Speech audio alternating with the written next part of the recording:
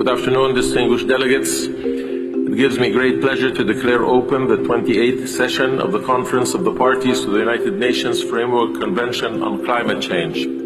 I pray with all my heart that COP28 will be another critical turning point towards genuine transformational action at a time when already, as scientists have been warning for so long, we are seeing alarming tipping points being reached.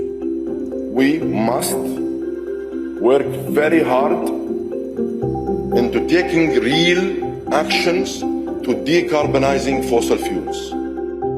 It's been a week of big moments at the Cop28 Climate Summit in Dubai. More than 90,000 participants from all over the world were here. It was busy, it was bustling, and a lot has been going on. We've seen heads of state, ministers, global leaders, decision makers, experts and advocates from over 190 countries. Every corner of Expo City, where COP is being held, was full of energy discussions and panels on diverse topics from policy commitments and climate finance to innovations and health. And the impact is poised to resonate globally.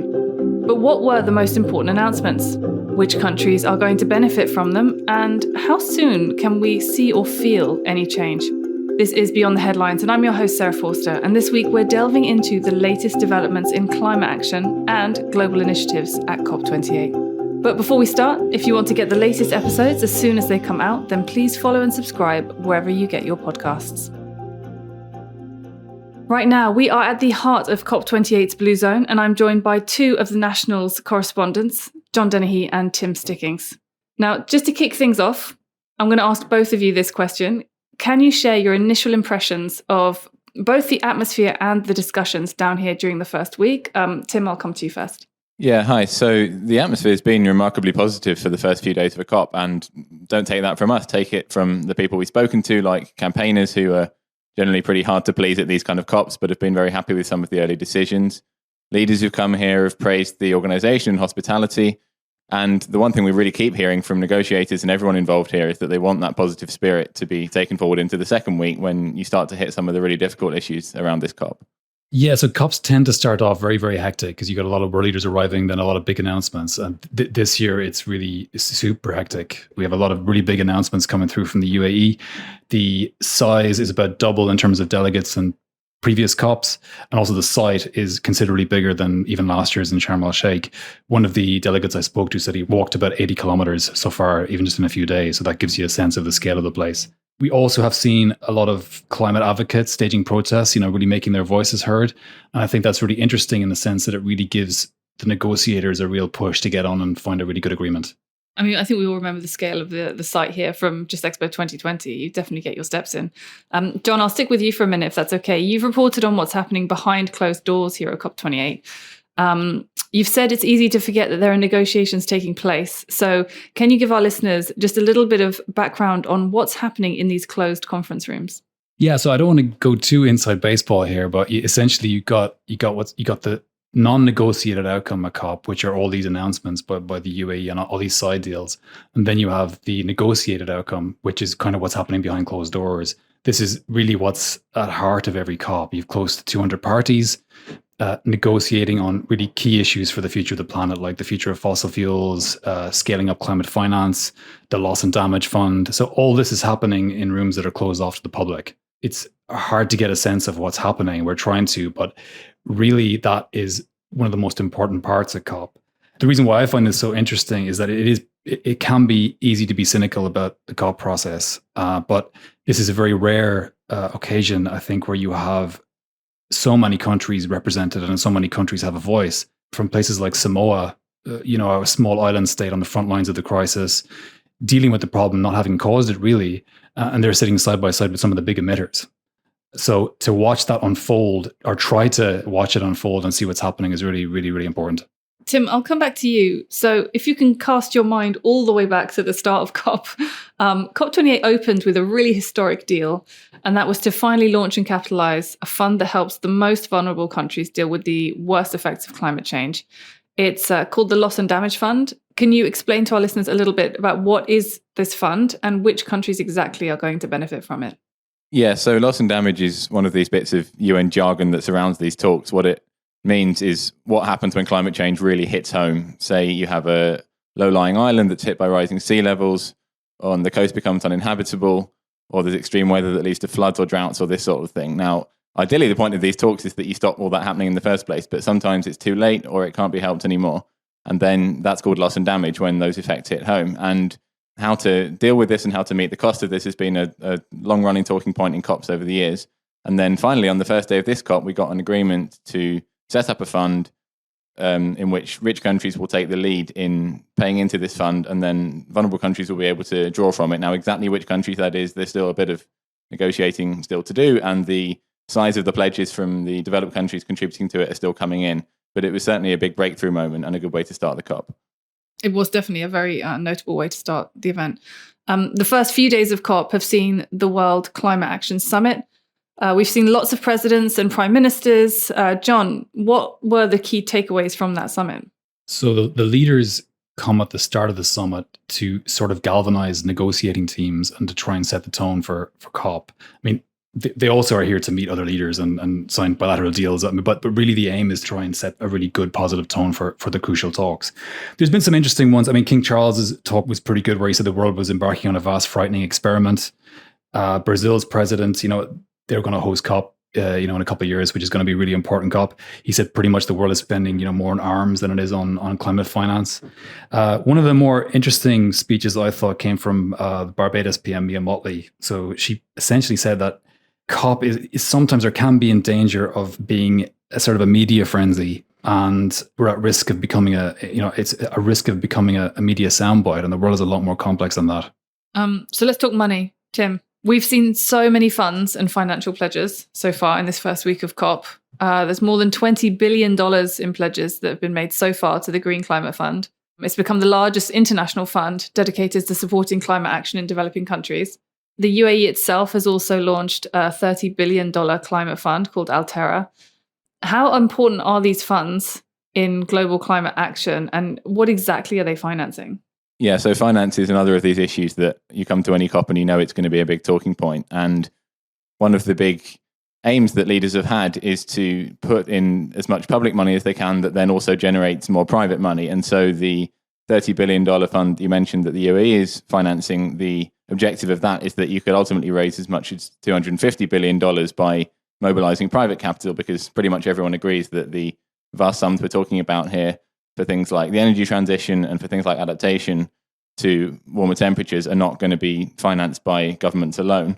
And you mentioned the Green Climate Fund. A big part of that was that the US committed to put in several $1 billion, although that does still have to go through the US Congress. But still, there have been quite significant financial pledges. At least 134 leaders have endorsed a UAE declaration on sustainable agriculture, resilient food systems, and climate action. John, what do we need to know about this declaration? Declaration on food was one of the major non-negotiated outcomes from the summit, and it was led by the UAE Climate Minister, Mariam Al-Mary. Essentially what it is, it's more than 100 leaders have pledged to put farming really at the heart of their climate plans. And that's important because, emissions from farming account for about a third of the world's greenhouse gas footprint. So it's pretty critical. I interviewed the minister a few days ago, and she said, coming into the summit, she was hoping to get maybe about 80 leaders. I mean, she got about 130. So that was a pretty good achievement. And again, it goes back. This really goes back again to these impacts from climate change are really hitting people like small farmers, on the front lines. And this is a really important way of raising awareness about that. So 50 oil and gas companies have said they will commit to curbing methane and CO2 emissions. It's a non-binding pledge that will see producers work to near zero upstream methane emissions and zero routine flaring by 2030 and net zero CO2 emissions by 2050. Also included is $1 billion was raised towards efforts to reduce the amount of methane in the Earth's atmosphere. Tim, what does this announcement mean? Yeah, so this is a big announcement that's coming from the private sector rather than governments, and it includes some of the big players in the oil and gas sector like ADNOC and Aramco and major global players like Shell and ExxonMobil. And they've committed to net zero operations by 2050.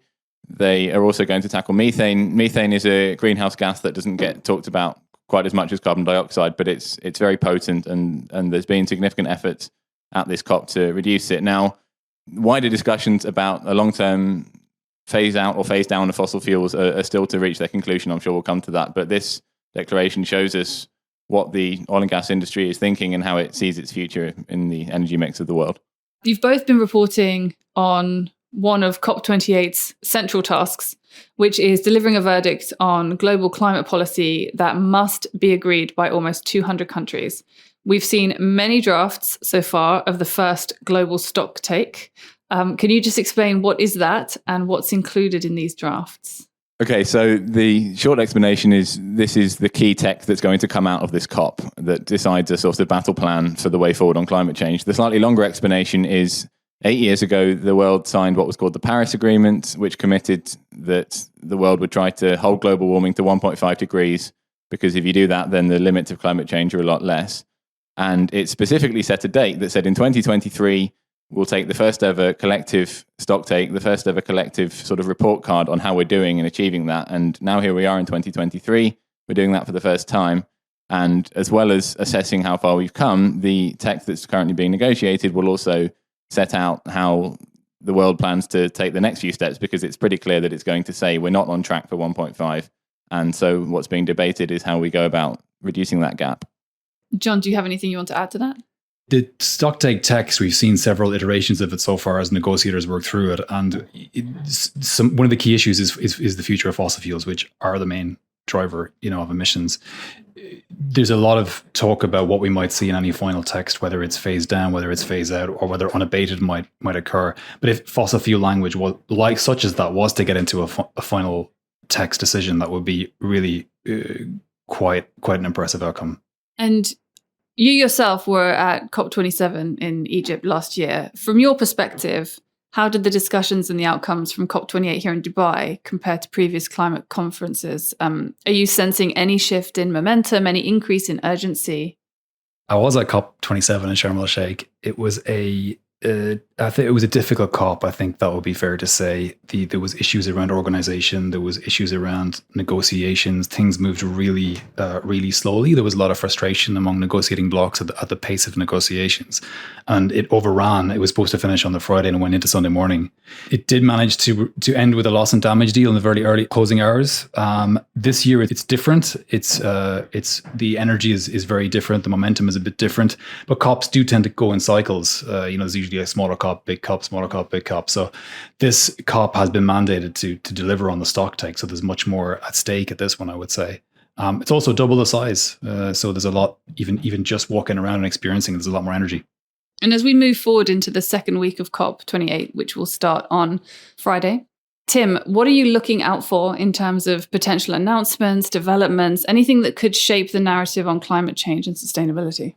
Yeah, so as John said, the flurry of announcements that you get at the start of a COP tends to go a bit quieter in the second week. As people go into the negotiating rooms, they're often battling over single words or single sentences on things like fossil fuels. So that will be the key debate to watch. But there'll still be other talks going on, even within the stocktake, although fossil fuels are the main debate. Campaigners have been telling us, particularly from developing countries, don't forget about adaptation, don't forget about finance. And so there'll be lots more discussions to watch on that. So we're just going to end on a more personal note. So I just want to ask what the most memorable or impactful moments have been for each of you during this first week of COP28. Tim, we'll stick with you for now. Yeah, so one really interesting moment a few days ago was when some protesters came into the Blue Zone, which is managed by the UN, and called for a ceasefire in Gaza. They were joined by activists who were campaigning for climate justice and justice in various forms. And it was a peaceful protest and really quite a well-behaved and respectful protest within this UN zone. And it definitely made an impression on the people who were there. John? I would agree with that. What Tim was saying is very, very interesting to see that, and very interesting to see the world's media be in the UAE and be looking at these issues and be questioning Emirati officials at press conferences about these issues. It's quite interesting to watch that. On a personal note, I think generally with COPs, I've been asked a lot, what's the point of COP and why are we here? That seems to be a very much a repeated question. I think one of the most important things for me is, like I said, it's very easy to be cynical about this process, but you do have these really small countries with a voice at the table. I mean, I would particularly point out Samoa. These countries are really dealing with a lot of terrible effects from climate change, yet they're here also negotiating with the top countries. They all have a seat at the table. So I think that's a really good thing, and it's something that we need to remind ourselves of. Great. Thank you, John. Thank you, Tim. Well, that's it for today. Remember to subscribe to Beyond the Headlines podcast and follow the National's Business Extra podcast as well for more in-depth discussions on the intersection of business, climate change, and environmental responsibility. This episode was produced by Doa Farid, Phil Green, and Arthur Edison, and I'm your host, Sarah Forster.